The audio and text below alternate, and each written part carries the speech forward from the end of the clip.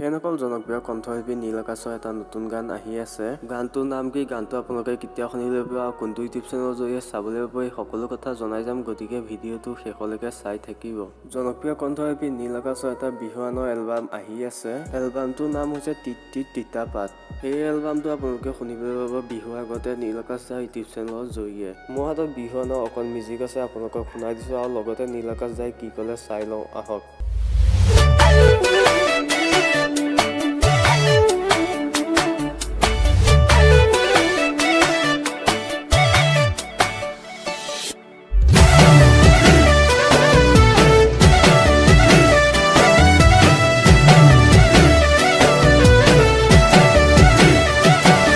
আমাৰ বিহুৱান আহিব এই বছৰ। বিশেষত্ব কি থাকিব?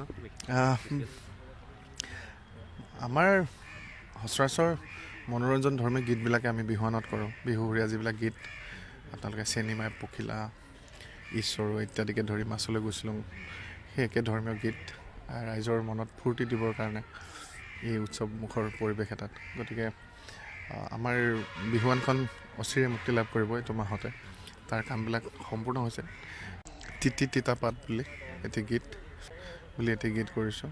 মানে কাহিনীটো এতিয়া কৈ নিদিওঁ, আপোনালোকে শুনিলে নিশ্চয় গম পাব গীতটি। দুখাৰী গাই দিব নোৱাৰিনে?